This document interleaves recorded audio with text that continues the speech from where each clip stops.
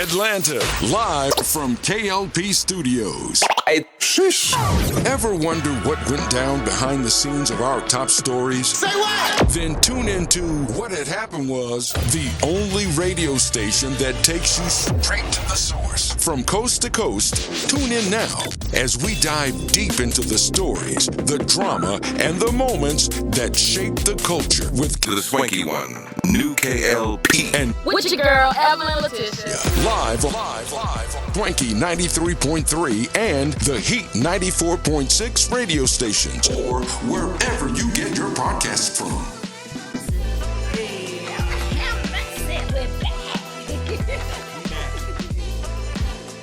We got a little bit more room to do that too. Hey. Welcome back to us. What had happened was, You know where to find us on Instagram at WHHW Radio 1, on Facebook, the What Had Happened Was podcast. what had happened was, I'm your host, Evelyn Letitia, with my boy, Kennedy Lucas Patterson. You are now tuned in to what? what had happened was, Yeah, well, we give you all kind of commentary from the headlines. what had happened was, Sports, entertainment, news, love, life experience. what had happened was, Y'all You know got what it. what had Ladies and happened gentlemen, was, boys and girls, y'all know what time it is. Y'all see how we just relax? Yes, it Sitting feels on the good. new set. Sitting up And in my room. ladies and gentlemen, boys and girls, Yes. boy howdy, welcome back to another exciting podcast here today. This is what had happened was, with your boy K.L.P. Kennedy Lucas. Boy howdy. And then again, to my right, Evelyn Letitia is here in the building. What's up, y'all? Ladies and gentlemen, boy howdy, thank you guys so very much for staying tuned for the show. To everybody that's been watching the content, whether it's like the short clippets that we do on Instagram or the full episode, we want to say thank you guys so very much. This set, new set, by the way, if you missed the couple two episodes, you know, we've got a new space, a new set, a new vibe.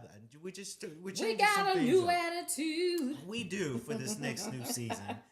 And we're just more relaxed. Yes, this Like, feel good. He like, you know, I gotta we work fine, tomorrow, but part of you me know. like, man, South Carolina can stay where it's at. I can look. Yeah. This couch. This I couch. can spend the night.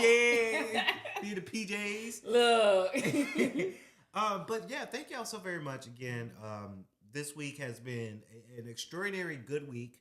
We'll get to our catch up. I do want to say to a lot of people, thank you guys for staying patient with us with our content creating. We have to time our postings out, but we're trying to get and a lot of people have been loving it too. Yes, we pod and yes, we upload our podcast stuff, but we also post things that if we're doing both of us doing some dope stuff, we like to post it on there too because people love to see what we're doing outside these microphones. And y'all hear us talk about this stuff. I don't want y'all to be All like, the time. Cap. Yeah. They ain't doing that, Cap. Cap, Let we me just give y'all live these with cameras. videos and pictures and stuff. You know, and we do a lot. We do a lot. Yes. So we thank you guys in advance. Just very, very fantastic to be in this episode. And then, of course, coming back for the next new episode next week. And then after that, you know, I'm going on vacation. So we won't really record that the next 2 weeks after this. But E is here in the studio. Evelyn, what's going on? Well, you know what had happened was, a lot has been going on. So Yeah. I can finally say this now because some people have known this. Yeah. But you know, one of the theaters that I work for in South Carolina, Greenville, it's called Center Stage. I've done a lot of things for them. I've done wardrobe, with costuming and set dressing and props. I've done stage management. One of the shows I ended up doing some sound and light design. So not light design, sound design. I'm sorry. Ooh, Lord, let me not get in the lights. Yeah, I actually do. I do like design. Look, I have vision for light design, Yeah, but it's like cool, it's I don't know cool. how to input the stuff just yet. Yeah. But yeah, I can no, I want a blue light right here. I can tell you that, but I can't program it. That's what I'm saying. Yeah. But next year, March of 2027, Hey. the musical Ain't Too Proud, which is the life and legacy of the Temptations, will be coming to Center Stage in Greenville, South Carolina. And yours truly will be directing. Yes. I am so excited. So excited for you too. Along with me, my music director would be Leroy Kennedy, amazing pianist, vocalist. He'll be the music director. Christopher Parker will be our choreographer. I worked with both of these gentlemen before. We're gonna do some amazing things. But this past weekend, we had 2 days of auditions, and the way Center Stage does its auditions, they have 3 shows that are actually gonna be going up. So we all do our auditions together because even though they come in and they're auditioning for one show, there may be a director from another show say, you know what, I may want them over here. Let me see if I have a role that I want them to read for and they're interested, I would pull them over here too. So 3 of the shows that we had auditioned for, one was called Rumors, the other one was Mean Girls, which is a musical as well. Yeah, of course. And then Ain't Too Proud. And so we got some great turnout, but we had a whole lot more people interested. But there was another event going on during the weekend. There's a Black Taste of Theater where a lot of the Black population who are in the theater community were in that show. Yeah. So a lot of them were like already busy the weekend, and then this is we're the first theater in the region to be able to do this show. Yeah.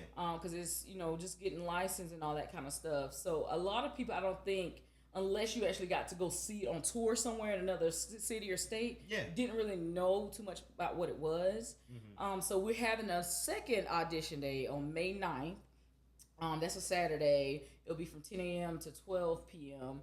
And those auditions won't be held at Center Stage because they already got something going on. We'll actually be at the Malden Cultural Center in Malden, South Carolina, which is not too far from Center Stage. But we'll have that second round of auditions. And then callbacks will be in May when we decide to do that. But I'm so excited. I'm so excited. Grew up listening to the Temptations. Yeah, of course, Have learned so much about them over the years. The Temptations movie is a black cult classic, right? I can put it on mute and just go through some of the lines from the movie, right? Ain't nobody come to see you, Otis. So I'm excited about this. I'm also very appreciative of Laura Nichols. I said her name wrong. Laura Nicholas. I was thinking about another director that I work with. She's the artistic director of Center Stage, to have faith in me and what I'm going to be able to do with this musical and things like that in my directing. Because I've directed with music videos and short films and set of other films and things like that on features. But this will be my first time directing a musical. Wow. And I remember before they released what shows were going to be going up for next year, Laura called me in to see if I wanted to do any set dressing or props or whatever I wanted to do, because I've been working a lot on the production side. And so I got to see the list of the shows before they actually got announced. And so when she said Ain't Too Proud, I was like, oh, I said, I would love to do, set dressing or props or something for that. Right. And then something in me, because the thing I have been speaking over my life, probably the last year and a half, maybe 2 years, I've done just about every production role you can think of. I was like, my lane that I really want to focus more on and do more of is directing and producing, right? I'm so great at that, like pulling everything together and making it smooth, So I was like, that's what I really want to focus on. And so when I'm talking to her in this office, and I talked about doing the set dressing and props, we definitely, and I said, have you found out who's gonna be the director yet? Has somebody reached out? She's like, no, we haven't even reached out. And my spirit said, speak life. And I said, well, if I would like to throw my hat in the ring to be considered. She said, have you ever did a musical before directing? I said, no, not a musical. I have never directed a musical.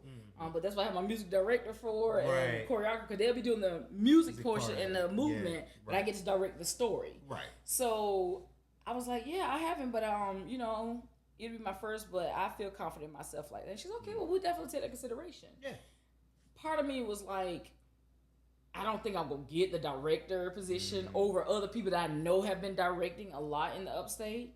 But the faith I have is, still speak it, because if this doesn't come, what is meant for me, something else may come. It's going to be for you. Yeah. And she reached out to me maybe a week and a half, 2 weeks later, and said, we would like to offer you the directing position if you would like it. I was like, power of God. Yes, I would like it. Oh, I love that. The one thing she said that sticks with me is she was like, I've seen you work, and I know that you can do this because when we did the movie, the show Fences with August Wilson. Right. I did the costuming, set dressing, props, sound design. What else did I do? I was stage manager. I did a whole lot of roles. Yeah.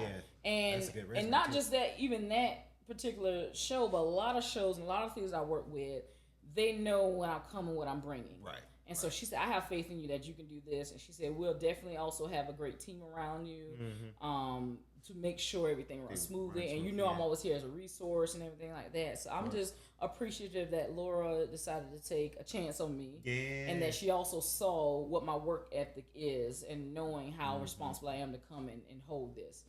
So I'm excited about that. I'm super uber excited. So excited. Congratulations! Thank you so much. That's huge. That's huge. Yeah, It's really huge. So that's been going on. Yeah. And then this week we had more flag football. Yeah.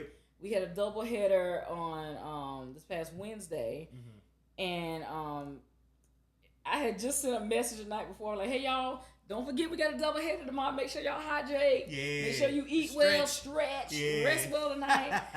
I said, y'all, it's gonna take a team effort. Like we're gonna come out here. I said, let's go come out here and win both of these games, 150%. I don't rah those up. Yeah. Then the very next morning, our first quarterback, he was like, y'all woke up sick. I ain't gonna make the games tonight. I was like, oh, Lord have mercy. What did I just tell you? And it's like, you can't help if somebody gets sick. Yeah. But thankfully, we have other QBs that can step up. Like, we're used to him being the number one. Yeah. And then I'm like number two because certain plays, like when you're on offense, you can play ever so many plays before you have to throw to a girl or a girl QB has to step in, right? So when they say, if they were to say like, oh, it's third and close. Yeah. When you hear close, that means it either has to be thrown to a girl or it has to be a girl QB. Gotcha. So I get to throw. I throw a lot, right? And I run a lot. And we got plays and stuff. But him being out, one of our other guys, Hank, he stepped up and he did it. And then one of our new guys, Jay, when the game clock gets to a minute left in the game, the male quarterbacks can run then. Before that, they can't run. You can snap it to them, and they can run laterally, but they can't run up the field. They got to throw it. But once it hits a minute mark in the end of the game, they can run. And so we found out we got a secret weapon in Jay. And with the female quarterbacks, we can run wherever. So during the game, whenever. But we won both of our games. The first one was a blowout. Yeah. We played a fairly new team, and I give them heart because I remember when we first started the fall of 2024, we were a brand new team. We didn't know each other. We had a lot of athletes on the team, but we didn't know each other. We had to learn to play with each other and stuff like that. But we ended up beating them 41-0. Like, I had touchdowns in there and running and you said 41-0, God. It was a little blowout. That was playing. You said, take this. And then take that too. And then the second game, we won. I think it's 15-13. Which it makes a difference if you're playing flag football, especially wherever you play, how the rules are. Yeah. So in our league, when men score a touchdown, it's 6 points. Like if a man runs into the end zone, it's 6 points. Or if you throw it to if a guy quarterback throws it to a guy receiver, and they score a touchdown, that's 6 points. Wow. If a woman runs it in as a touchdown, it's 9 points. Or if a female quarterback throws it, whether to a girl, if it's to a guy, it's still 9 points. What kind of game girl, right? So that's cool. So if you know how to do the rules and work it, it makes a difference when your girls score. Yeah. So they came out, they scored, right? Wow. So they went up 6 up on us. They didn't get the extra points. They went up 6-0 on us. Then we were battling, and then we got close to the goal line, and I threw a touchdown pass to one of the guys. Right. So he scored. So that was 9 points. We went up 9-6. Yeah. And then they ended up scoring another touchdown. So they went to 6. They went for the extra, and they got that. So they put them at 13. We were down 13-9. And then later on, another one of our guys scored for another 6 points. So we went up 15-13. And it was near the end of the game. It was like 40 seconds left. And then they got the ball.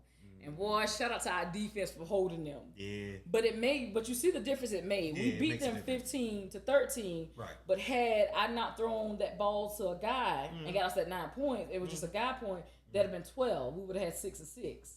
So we would have lost. So it makes a lot of sense for you to throw to your girls or let your girls score. Let the girls score. Yeah, but we That's had cool. we That's was balling. Yeah, Balling. I took the 41-0. next day off though. I took the next day. I was like, I need to recover. Yeah, gotta rest. Hold on. But I don't know what's outside. But the second we finished that game, I started sneezing. I sneezed. I was in my car driving home. I sneezed like 20 times in a row. I mean, it was coming back to back. I was like, what's going on? And then my nose started running, and it was just clear drainage just coming. I know that must have been like 2 pounds of mucus just came out of my nose. Yeah. I was like, oh my God. Don't you hate the pre-nasal drip? Oh my God. Oh. Every time I leaned forward, it was just coming. I was like, man. It's just back in the... And then I took something and I finally went to bed after I showered and everything. Yeah. And the laid flat, I was fine. Yeah. But then this morning, when I got up and went in the bathroom, as soon as I stood up, everything that was just sitting there while I was laying flat started coming down. I was like, But now it's better, but But that's my catcher. Let's find out what's been happening. What had happened What was had happened was, ladies and gentlemen, with me, May 12th. May 12th, what about it? Dear Isaiah is coming to Apple TV Okay, and YouTube come on. TV. Yeah. Shout out to you. It is confirmed. Humbling moment. Yet me and you both have filmed quite a few projects and have movies out on Prime and Tubi and whatnot. But this is the first one on Apple TV. And I think this is why this one's just so special, because it's the first go on a bigger network like Apple TV. I'm very, very excited for it. Power God, because May 12th is actually my birthday. Okay. So as I'm turning 30, that movie's gonna be out. That's what's and up. I gotta figure out the promo of it. It's gonna be probably promo when I'm in Mexico, because I'll still be in Mexico. But I'm very, very happy. That's been going on. That's been the highlight of the week. Was that getting that email say, hey, you are confirmed for those kind of things for this movie to be on Apple TV. Yeah. Humbling moment. I love it. That's been my topic of conversation the last few days with friends and family members. But that's what's been going on. Gym's been going really well. Work's been going really well. I'm working on maybe some new music. Okay. I put it on my Instagram, Kennedy Lucas Music, of course. And if you guys know, we've been doing a lot of logo changes. The Swanky 93 and The Heat, they both got logo changes, and Kennedy Lucas Music got a logo change as well. And I'm working on some music that it kind of brings into like a 90s hip hop boom bap rap type feel to it. Yeah. So I am so excited. I can't tell y'all too much about it because it's still in the works. But if you saw it on my latest post, that little snippet of that one song, that's actually one of my favorites from the project. Okay. It's like a boom bap. It's like, hey, I'm getting ready to turn 30. I'm stepping out the gate a little bit. You guys saw my R&B. Stepping to a new decade. Yeah, it's a new decade. It's like, this is my triumphant year, I guess. So that's what I've been working on. But it's been a plane. I was like, what? I was like, there's a demon in my ear. What is that? Y'all hear that? If you hear it on screen, it's a plane going over the studio. Lord. But yeah, that's what I've been doing. I've been great. I've been really, really good. I'm happy. The movie's coming out finally, because a lot of people are like, when's this movie coming out? Yeah. When is documentary coming out? I'm excited. And I've been trying to wait because I knew that my distribution team, they said May of this year for sure, but I couldn't give an actual date because with streaming, and I'm sure you know as well, with streaming, you gotta play by their rules, and they say if they say it's this date, then you kind of have to go by that date. Right? As an independent, you don't get a set date and time. You get what they give you. So May 12th, my birthday, good birthday gift for me. So I'm excited. I'm excited for you. Very, very excited. You know what I am excited about? Y'all watch this. Did you finish Beauty in Black? I wish we had a womp. What buttons I got on here? Sorry. Oh. That ain't the one I want, but I'm sorry. Look, God. I'm sorry. Kennedy. I that was the mission, and I just did because My spirit told me you were gonna finish the episode. the pit just wrapped, and True. now I'm watching Rooster, and What is Rooster? Rooster. Oh, Hold on, is that the new one with Steve Carell? Yeah, Steve Carell. Yeah, that's who I started watching that. Okay. And then I've been playing a lot of because so Game Pass, real quick because I'm a gamer. Okay. Game Pass, the subscription they're cutting down on pricing, which is thank God because $30 a month that's a lot. Yeah. I started to play my Game Pass a lot, and I find myself if I'm not watching Rooster or The Pit or FBI or YouTube, I'm playing video games, and that's what I've been doing lately. And I haven't been watching Beauty in Black because I've been preoccupied. Plus all the other I'm media gonna start giving you homework. So I promise y'all. Don't, look, it's an old 9 to 10. Don't worry about it. Don't worry about it. You gotta tolerate it though, right? I just wanted you to see that season finale, the ending of it. It was like a big boom, like a punch. Like, okay, what about to happen in season 3? Yeah. So that's why I wanted. But don't worry about it. I tried. Don't even worry about it. Okay. What do you mean? I'm about to tell you. Calm down. Now look.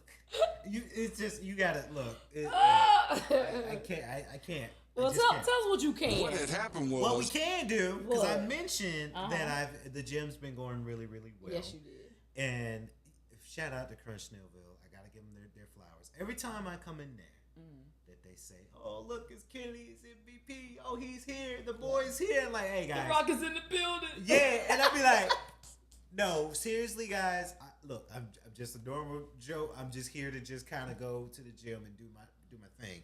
But Gymshark, this one goes out to all my gym people and my girlies. Okay. I'm joking on the girlies part because Gymshark, they got some good clothing line. Yeah. Gymshark, they're getting ready to release their first public gym, and they're going to start that in Miami, Florida.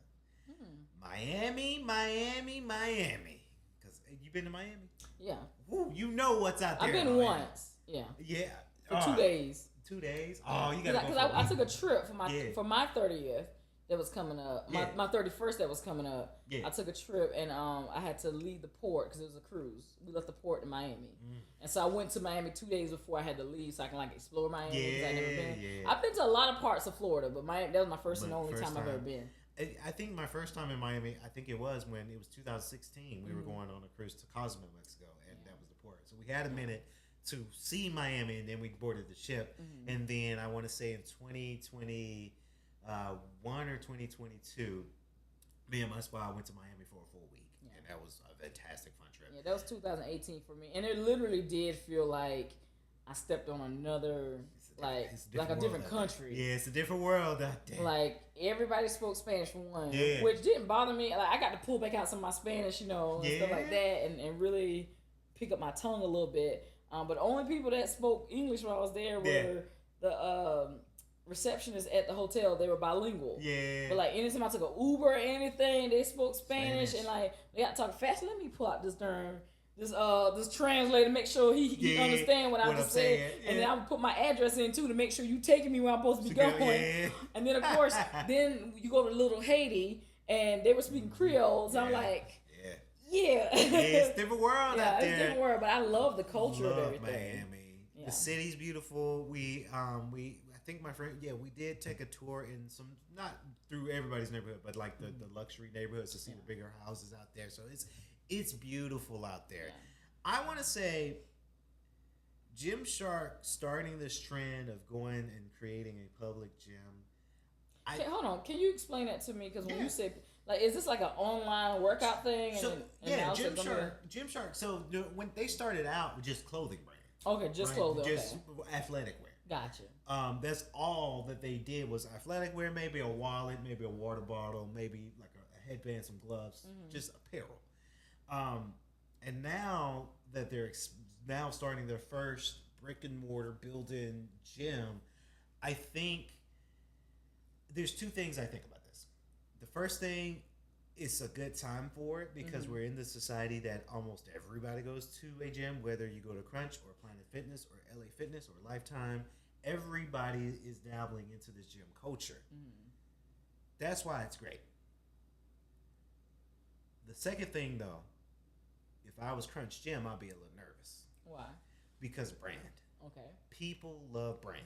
And I'm guilty of it too because I don't buy gym. I go to Lululemon to buy my athletic gear, right? It's not a flex, guys. I promise you it's not.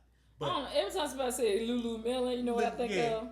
That little thing that my niece and little toddlers be watching, Cocomelon. Coco. That's all I see, that little bald head baby. When people say Lulumelon, I just think of Cocomelon. Cocomelon. I like. Oh, it's cute. I don't know why, but that just pops in my head. But but I would be nervous for if I was CEO of Crunch or Planet Fitness because now you've got another gym brand, and soon after though, Fabletics might follow that trend. Lululemon might follow that trend and say, okay, it costs how much to create a gym? Oh, we got that. We can create 10 of them. Yeah. Let's go ahead and join that community. Let's join that competition. And I know a lot of people think that competition is good, and then sometimes I think competition is good for our ecosystem. But now you got to compete. They're going to start in Miami. I think they're going to come here to Atlanta, right? Because it's a market for, especially Gymshark in Atlanta. Yeah. I've seen a lot of ladies, not picking up. I've seen a lot of my ladies rocking a nice Gymshark outfit. Yeah. So they're going to. You gotta apologize because you recognize somebody that got some attractive. Long as you ain't being a creep. Nah. That's the thing. But it's okay to recognize somebody that's attractive and what they're wearing is attractive. Yeah. Let me tell you, Lululemon, Gymshark, they make some beautiful things, right? But we recognize ourselves more with brands, right? People recognize Apple. They're going to buy an Apple product. Yeah. Rode is a good brand because that's what we have in our studio, right? Yeah. That's why I think it's nervous and what it is that they're going to, and here's what I think Gymshark's going to do. Now that they're in the apparel space, they're going to open up a gym, and inside that gym, they're probably going to build like a small little kiosk gift shop where you can buy apparel from their actual brand that they own, the Gymshark brand. There's like a little clothing store inside, and there's a gym inside. Okay. So now you've created this multiplex of gym goers who goes to the gym, get their workout, and go shopping right then and there, right? Yeah. It's smart business. And this is $1 million worth of game right here on the pod because Lululemon might catch on that. Fabletics, I think Fabletics kind of does something like that, kind of. They have kind of like a little workout space and then a clothing store. They don't have a full gym, but I think it's gonna come right after. So I look forward to see what all Planet Fitness and Crunch, see what they're going to do. I would be ecstatic if Crunch starts selling apparel. I mean, they kind of do. Yeah, that Crunch. They kind of do sell like their T-shirts, but really what I think they do is they buy the T-shirts blank in colors and then they stamp their logo on it. And that's, I mean, a lot of people make shirts like that. I mean, essentially, that's what all branding people do. That is true. Yeah, because I'm like, a lot of times when people are buying different clothes, like I buy clothing and stuff based off of, one, how does it feel on my body? How does it look on my body? And if I just overall like the aesthetic of it. I rarely buy, I ain't gonna even say rarely. I do not buy things because of the brand name. Right. If I buy it and it happens to have Nike on it or Adidas on it, I didn't buy it because it said Nike or Adidas. I bought it because, I like those shorts. Yeah. And it just happened to be Nike shorts. I like those shoes. Those just happen to be Adidas. Yeah. That's how I buy stuff. Because a lot of it is like, there's been stuff that I've bought secondhand at a thrift store. Right? And it looked brand new. And people like, oh, girl, where you got it from? That cost about what, $50, $60? I'm like, girl, that was $2.99. This was $2.99. Like, I think my sister actually put me on to Lululemon because she shops at Lululemon. I think I buy that brand because my workout gear, my top is muscle shirts, right? Okay. I like my muscles to show. I don't like to be having full long sleeve or t-shirt where I can't really move and do my stretches and exercises. And then, of course, they sell the shorts. I like the Hoochie Daddy shorts. You do, yo. You be having them thighs be out. I like the thighs to be out when I'm working out. The videos, thighs be out. They be out. And then I did the latest video when I was doing my latest You have to tag our page on one of your videos. I need to. Well, y'all look at Kennedy now. He got the thighs out. Swole got the thighs out. And it's premium, but like you'll feel the premium in Lululemon. Okay. Right? And it's the same thing with Gymshark too. So if Crunch or Planet Fitness start making apparel and making apparel that is not super premium, but it feels premium, where it's not gonna make you itch or anything like that. They could pull it off, and again, if I was CEO of Crunch or Planet, I would steer in that because Gymshark is a high brand, and they know what they're doing when it comes down to this. So I want to say congratulations. I mean, this is another gym store that's on the market. I wonder what their membership will be, how much that will cost a month, right? Because you got to pay a gym membership fee. So I look forward to it. But that's I get it. I totally get it. Well, shout out to y'all then. Shout out to y'all. Moving on. What had happened was So this next thing, tell me about it. Michael Jackson. Okay, so Michael Jackson's movie is by the time you're hearing this episode is officially released to theaters, and a lot of the stars came out for the premiere.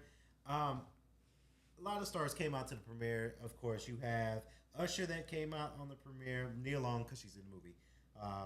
The Jackson 5 family was there. Martin Lawrence was there, and I'm looking at it from the Shade Room. Allen Iverson and Magic Johnson, big baller out there. So they had a lot of big money. Yeah. Dwight Howard was there. So many great. Lorenz Tate was there too at the big premiere. I love Lorenz Tate. A lot of people came out for the premiere. So I was getting nervous because I saw the reviews, the critics. I'm seeing what they had. They all got something to say. What they had to say. I'm saying 10%. I'm seeing 27 on Rotten Tomatoes.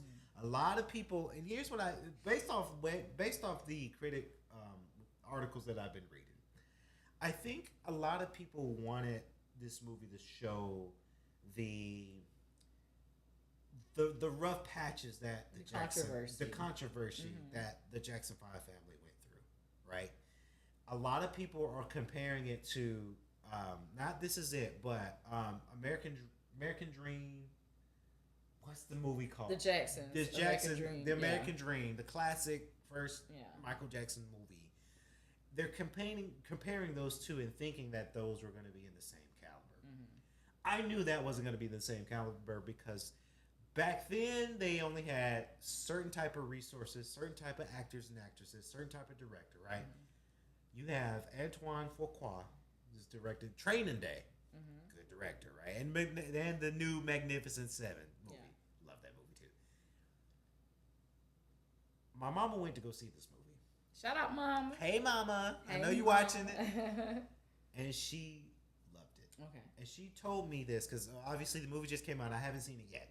She told me that she believes, and it's been in rumors, that there's going to be more parts to this movie. Yeah. Because there's just so much with the Jackson 5 or Michael Jackson in general that they can't put in a 2 hour 15-minute movie. People were hating on Domingo Coleman. That looked nothing like Joe Jackson. Domingo Coleman looks close like Joe Jackson. And this is the thing with biopics that people don't get. Yeah. There is nothing in the rules that say the actors have to look exactly like who they're portraying. Right? If you can bring that essence and you're a great actor and the story is believable and you can give us that. Angela Bassett looks nothing like Tina Turner. I go deeper. Lawrence Fishburne looks nothing like Ike Turner. Ike Turner was a skinny, dark-skinned man. Lawrence Fishburne is light, bright, bigger, look nothing, but they embodied those roles. Yes, for the longest, I could not see Lawrence Fishburne without thinking Ike Turner. Yeah. Same thing with Angela Bassett. And I've seen her in many things before, the Tina Turner movie, What's Love Got to Do With It, and after. So we need to get out of this. Oh, they don't look nothing like them. And I say that also to say, like, I'm about to direct a musical of The Temptations. Yeah. None of that, all the actors won't look always like them or have the same, like, aesthetic. Like, you try to get close to that, but even if you ever see the show that was touring, none of those guys look like the original Temptation. If you saw the movie The Temptation, none of them with the exception of Leon, because Leon he was kind of tall, same kind of shaped head as David Ruffin had, but other than that, like, none of them really look like the Temptations. So I want people to get out of that, like, for a biopic, they don't look like them. Right. Rarely do you get somebody. Now with this particular casting, that I saw, this is one of the closest I've seen. Yeah, this that they look Jeff like. R. Jackson embodied his. Yeah. I mean, Neil Long looks like so much like Catherine. Like, they did a great job on the casting. If we're talking about lookalikes, that they were very close to looking like the people. Definitely. I think it's a way for critics to, and critics, I get it, because they got to make their money, they got to pay their bills, right? Yeah. So I just think this movie just didn't get the fair shake yet. Now, it's not regarding, because I don't think Antoine Fuqua is thinking about the critics. He's about to rack some money, right? People are buying tickets. My mom somehow she got hooked up to see the movie about a day early, right? That's how powerful this movie is. One of my friends, I saw it on, shout out to you, Nikayla. I saw your TikTok. She bought the Michael Jackson popcorn and the bottle. Like, she bought that stuff pre-made and pre-delivered because she's such a fan of Michael Jackson. And I am too, and along with a lot of people, right? I think the studio, Universal, and the director, Antoine Fuqua, they're not thinking about critics. They're thinking about the story, and they're thinking about they about to make some millions off this movie. And I wouldn't be surprised that this movie might make its way to next year's Emmys or Oscars. I wouldn't be surprised, right? Because it's just a lot that goes on to this type of production. And to see that everyone played their role based off what the trailers and snippets that I've seen. Again, I haven't seen the movie fully yet, but I think this is going to be a winner for a lot of people. I think it's going to be a testament. And I think when they realize that, because it's going to come on social media, how much money they made gross net for box office, they're going to say, okay, part 2 is coming next year or maybe 2 years, leading up to Michael Jackson getting a little bit older and more established. And it's a good power play because Jeff R. Jackson, as he gets older, now he's got that train where he's going to play his uncle for part 2 and part 3. Yeah. I don't know about part 4. If they do a part 4, that might be a little. I mean, Michael Jackson's done a lot, right? Yeah. One thing I do want to see, of course, probably not in this movie, but the next movies as Michael Jackson is. I don't want to say character because he was a real person, but as he's getting older in this in his story, he worked with a lot of artists. So will we see a lot of the big artists that Michael Jackson worked with be implemented in the trilogy of the Michael Jackson cinematic universe, if you will, right? Yeah. That's the one thing I wish they could do. I don't know what that would look like. Yeah. But I got to say to everybody out there on the cast list of Michael, I'm excited. I do need to buy a ticket and see this movie. My mama told me she loved it. Tony, shout out to Tony. Tony is a big Michael Jackson guy. So, I'm sure he had a rocking good time. But I get very, very excited. And it's one of those things that is just, it's phenomenal. And you know what, for me, I rarely, I mean, I really don't take what the critics say to heart. Remember Rotten Tomatoes, this is one of the same critics that had low ratings for Sinners. Yeah. And other movies that were big box office, you know, but they gave them such low scores. So that even in my real life, like day to day, I take what people say to me and they give me their opinion on this. And I take it with a grain of salt because I want to experience for myself. Because there's been plenty of times I've gone to the movies or seen some shows or something or bought something for myself and I experienced, I was like, what were they talking about? Yeah. This was amazing. It was amazing. What was you talking about? You know, and I also have to keep in mind how I take in the world around me. It is such a visceral, spiritual journey for me to take in things.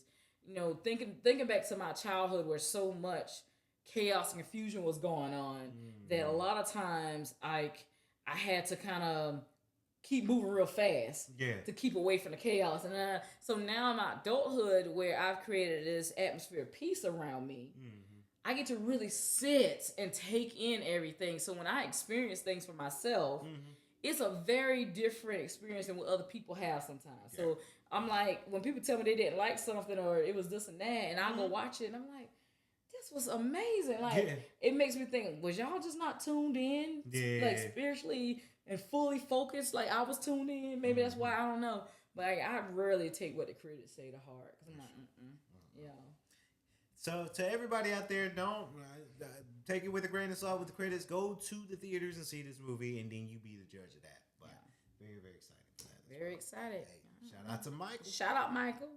Well, we got one more What had happened was What story. happened? This one, we're gonna change gears a little bit because this is a heavier topic. Things that's been going on. If you've been paying attention, especially on social media and in the news. And this is coming from Facebook. It kind of summed up some of these things. But Facebook from Today with Dr. K. This is a post. April has been a brutal and horrendous month of violence against black women by their partners, and in one case by her son. It says, we need to have this conversation about the safety of our sisters and the harm that comes from the black, and in one case, white men in their lives. NBC Washington provided more context. Murder-suicide happens 11 times per week. There are 800 to 1,000 victims annually. 2/3 are romantic partners. 92% are male perpetrators, and greater than 70% are white male. 86% are from gun violence. Now, that source came from the NBC Washington, who used Columbia University School of Public Health and the Violence Policy Center in D.C. And it says, my sisters, and it lists out the names, and I'm going to apologize ahead of time in case I don't say someone's name correctly. But I want to highlight these sisters who've lost their life in April due to domestic violence and abuse and things like that. Dr. Serena Fairfax was a mother to 2 children and a dentist serving Fairfax County. She was shot and killed by her husband, former Virginia Lieutenant Governor Justin Fairfax, according to police, and then he turned the gun on himself. Pastor Tammy McCullum was shot and killed by her husband, Eddie McCullum. He stated that he fatally shot her during an argument inside their North Carolina home. They were married for more than 30 years. Florida Vice Mayor Nancy Madier Brown was killed by her husband, Stephen Bowen. He has been charged with premeditated murder and what the police have called a domestic violence incident. Content influencer Ashley Robinson, a.k.a. Ashley Janae, died in Zanzibar under mysterious circumstances. She was visiting there with her new fiance, Joe McCann, an American crypto trader. During the trip, the couple had moved into separate villas because of domestic conflicts. McCann is being questioned by the police, and they are holding his passport. Joe McCann is a white man. Detroit rapper Qualisha Sadiddy Barnes was shot and killed in Atlanta in a Range Rover. She was 14 weeks pregnant. It has been reported that she was allegedly shot by her boyfriend, who did not want to keep the baby as he feared it would end his marriage. Devonta Curtis, a trans woman from Chicago, was beaten to death in her apartment by her boyfriend, DeAndre Bell, her on-again, off-again boyfriend. According to reports, Bell allegedly Googled how to kill someone with a hammer, and if a person gets hit in the head with a hammer while sleeping, what happens, before murdering Curtis. Barbara Deere, a licensed speech pathologist who worked almost 2 decades with Chicago Public Schools, was shot and killed by her son, who then turned the gun on himself. She was committed to carrying on the legacy of her late husband, Cook County Commissioner Dennis Deere. It says we need to speak those names and uplift their stories, and not just theirs. Just this past Sunday, on April 19th, 8 children gone in the morning of a gunfire. This is from Shreveport, mass shooting. Shreveport, Louisiana, April 19th. Just after 6 a.m., violence moved through the Cedar Grove neighborhood, house to house, street to street. By the time it stopped, 8 children were dead. Authorities say 31-year-old Shamar Elkins carried out a series of shootings across 3 residences, primarily near West 79th Street. The victims were children ranging in age from 1 to 14 years old. 7 were his biological children. 1 was their cousin. Their names: Jayla Elkins, age 3, Shayla Elkins, age 5, Kayla Poe, 6, Layla Poe, 7, McCaden Poe, 10, Soraya Snow, 11, Kadarian Snow, 6, Braylon Snow, 5. It says 2 women survived but were left critically injured. Shaniqua Poe, his wife, was shot in the face at the primary residence where the children were found. She underwent surgery and remains in critical condition. Another woman, believed to be his girlfriend, was shot at a separate nearby home and also suffered life-threatening injuries. 1 child survived. A 13-year-old boy escaped by jumping from the roof. He suffered broken bones, but he lived. It says after the shootings, Elkins fled. He carjacked a vehicle and led law enforcement on a high-speed chase into Bossier Parish. The pursuit ended when officers shot and killed him. The investigators said that violence unfolded against a backdrop of domestic conflict. Elkins and his wife were in the process of separating and had a court appearance scheduled the next day. Family members also described him as struggling in the weeks leading up to the attack, dealing with serious mental health issues. Says he was a U.S. Army veteran who had served in the Louisiana Army National Guard for 7 years until 2020. Records also show a prior 2019 firearms conviction for discharging a weapon near a high school. It says inside the hospital, the reality has not fully reached everyone. Due to the severity of her condition, Shaniqua Poe has not yet been informed of the loss of her children. 8 young lives were taken in a matter of minutes. A neighborhood woke up to sirens, gunfire, and loss that cannot be undone. I said all that to say, April has been a very, very tough month. And especially by the hands of black men. And as I pointed out, McCann, one white man. And it's like, we need some sort of intervention at this point. Yeah, we do. And it can't come just by, us still coddling black men. And I'm going to say some.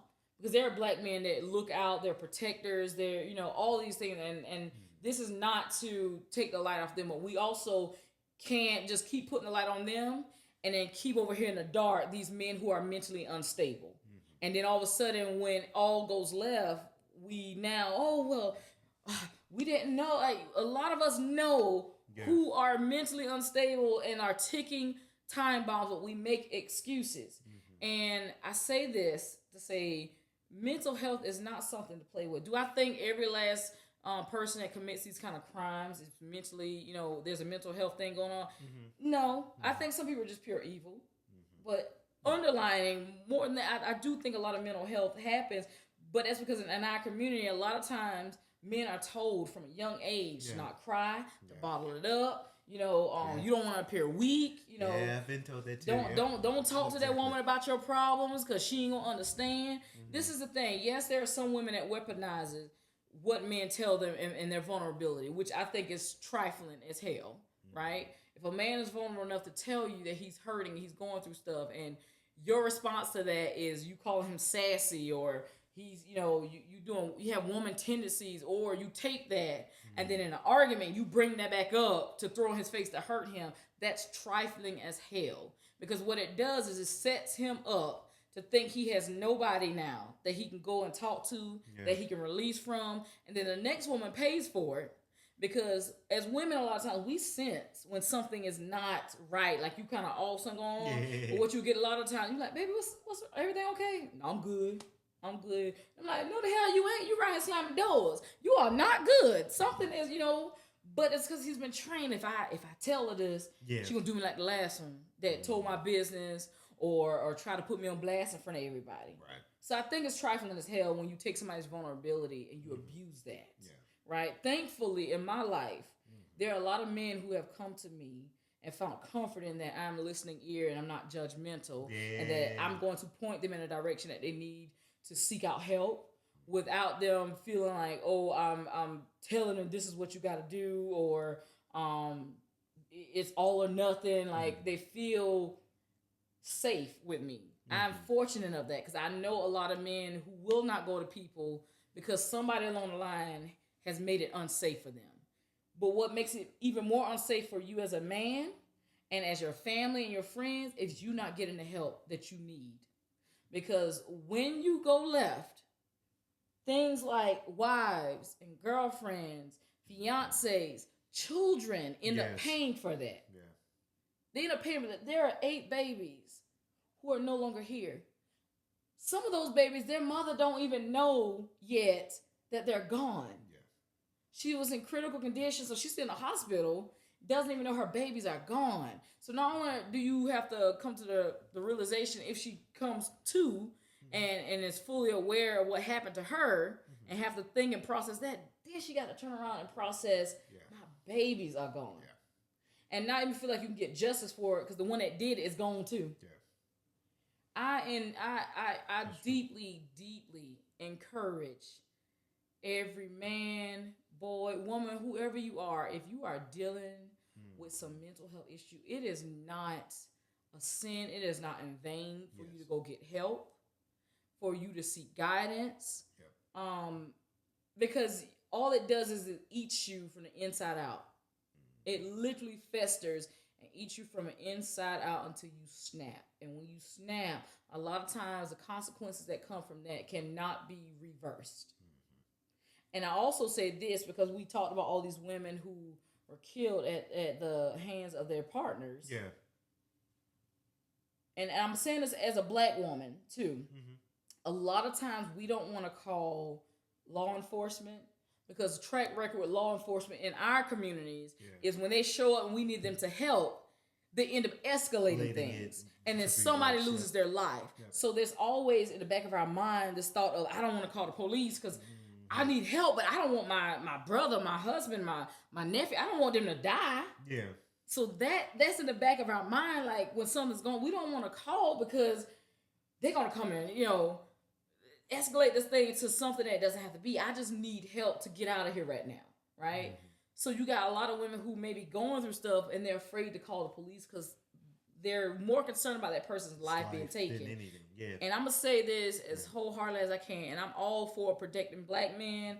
I love my brothers as much as, I love them. Y'all don't know how much I love y'all. I love y'all. We love you too. Thank you. But to all the ones who, the first time he puts his hands on you, the emotional abuse stuff, do not hesitate to call somebody. Call the police. Baby, I understand that it's a scary thing to think that if the police show up, they may kill your loved one. But keep in mind, you calling can be the difference between your life being gone and them still here with your babies to carry on the abuse or with your family to carry on this.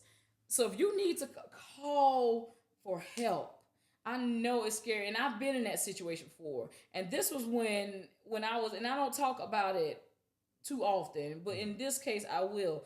As a nurse, I know firsthand if somebody's like threatening suicide or something like that, threatening to harm, you call 911. There's no ifs, ands, and buts. Yeah. And there's a reason why a lot of times in the healthcare system, as doctors and nurses, we're not supposed to take care of loved ones because then you can't be as subjective as you need to be. And so, picture I'm in my apartment at the time, and my ex, takes a loaded shotgun and locks himself in the bathroom. Yeah. On the phone with his mother, I was like, hold on, because he came in the room and got something on the bed, and I know that's where we kept the shotgun. And so I said, hold on for a second. I go under the bed and I look, and it's gone. And so when I go, and I said, hold on for a second. So I'm still talking to her, and I go, he's locked himself in the bathroom. I'm knocking on the door, like, please just open. Imagine pleading at the door for somebody to open the door. Yeah. To give you the gun. You're on the phone with their mom, and you're anticipating hearing a gunshot all at the same time. And that's a tough place to be in. And then when he finally opens the door, you snatch the gun away from him. Yeah. And you're like, what are you doing? Like, you're just, it's trauma. Yeah, it is. Everything in my nursing profession and teaching, if that happens to anybody else, I would immediately call 911. But you know what went through my mind was I got the gun and I unloaded and I'm sitting on the bed in shock. Yeah. Because he came back and he was standing and I was sitting. And this is the first time I looked at him. Out of all the time we had been together, and at this point in time we had been together like 8 years. Yeah. This is the first time I had ever seen in his eyes the way he looked at me was kind of like, if I could hurt you and get away with it, I would.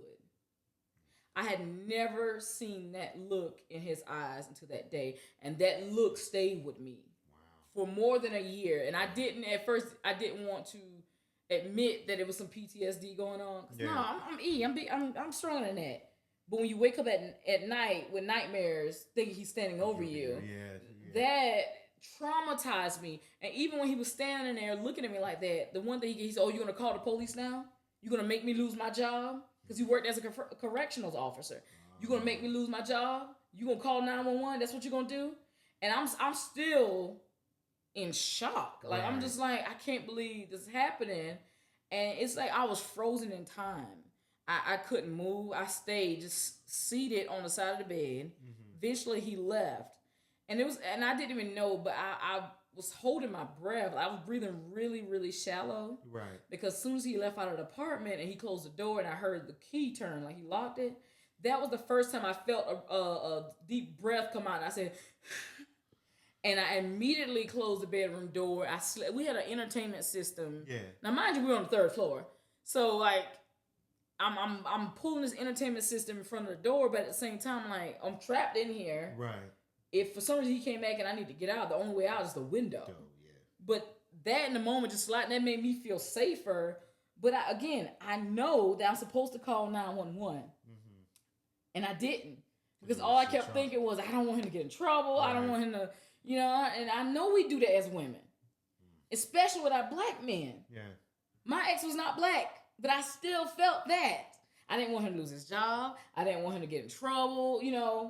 I didn't want family and friends to look down on him. I didn't want this this wave of judgment on me as a wife, like, because a lot of times when men just go left all of a sudden, instead of people asking the question of, dang brother, what's going on with you? What you going through?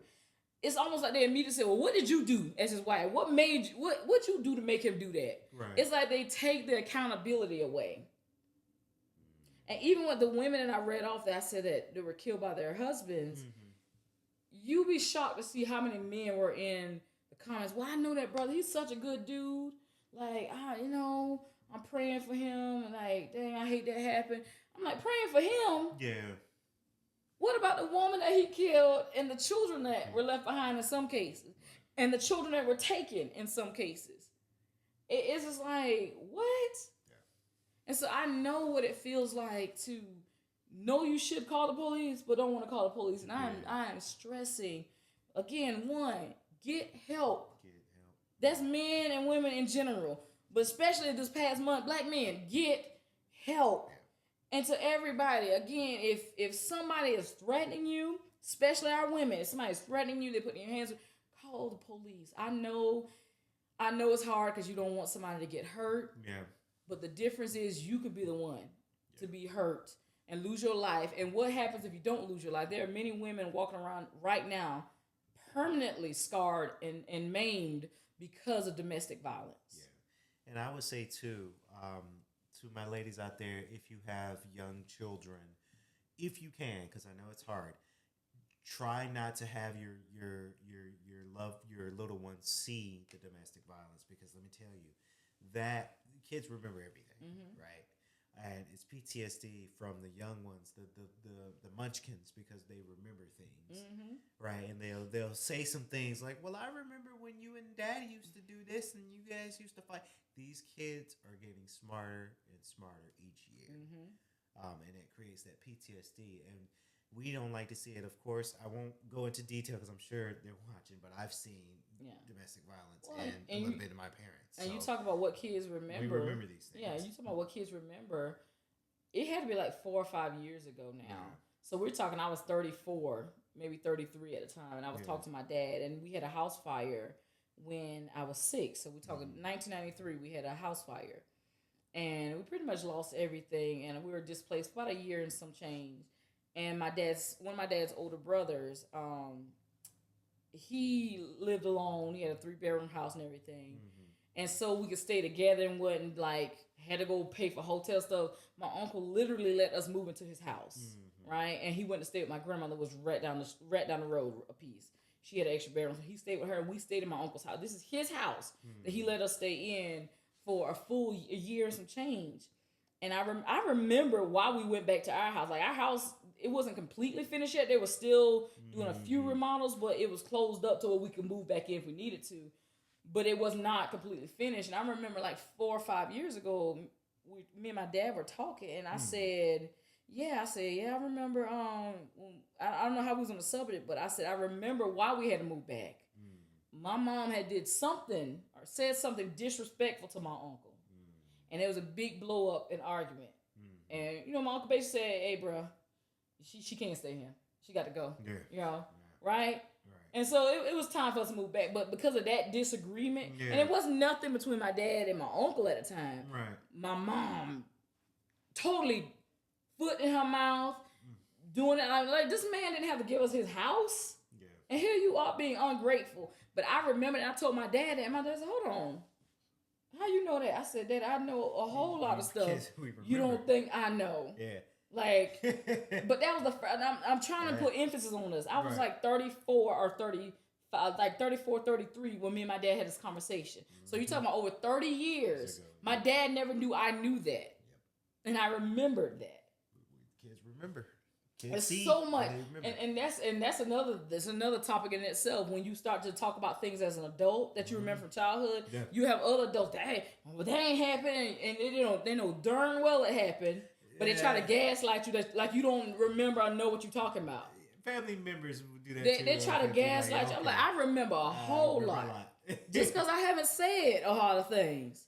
Don't test me though. Yeah, I always say I remember, but as me being now an adult. Like these things, I remember. Like I don't want to say, "Hey, I'm over it. I'm over it. I'm over it," right? Because there was a timeline that affected me. But I always tell them like when we bring up things like, "Hey, I'm grown. Like I'm not sad about it. But just acknowledge that this happened." And that's what it is. It's acknowledgement. Just acknowledge. It's okay. And not in trouble. And that's another thing. How people will they'll try to gaslight you because you acknowledging this thing that happened in your life that was personal to you. It happened.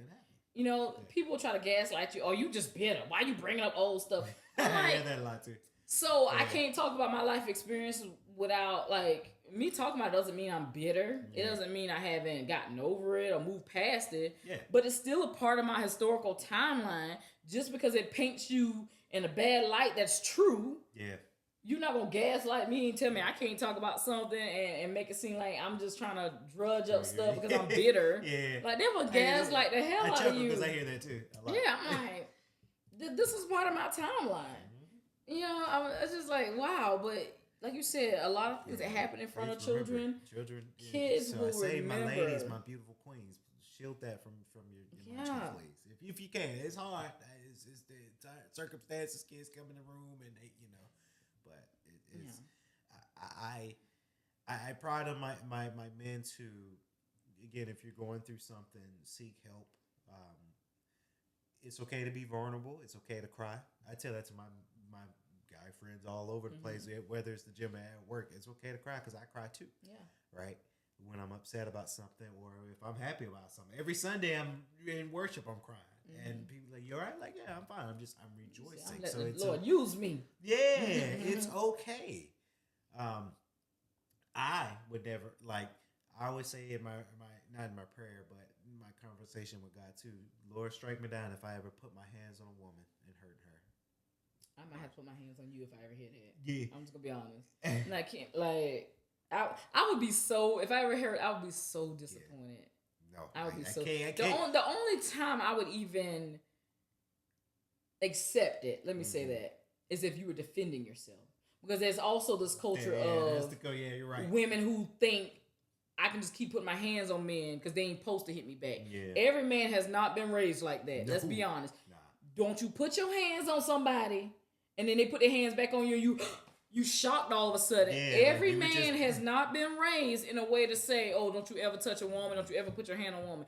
And I say this to men. If you are actively trying to get away and this woman is pursuing you and trying to do all the stuff that you have every right to defend yourself. Yeah, I will never judge a man for hitting a woman who was defending himself because men die at the hands of women as well. It is not in the same percentage as women who die at the hands of men. But there are a lot of men who are killed by the women and their counterparts as well. So that's the only acceptable way. Yeah. If you told me like she was coming at me with a knife or she was punching, she was scratching, I was just trying to get her off me and get away, I'm fine with that. But if you tell me like y'all were having an argument, you just off and slapped her or body dropped her or something, I'm like, what the?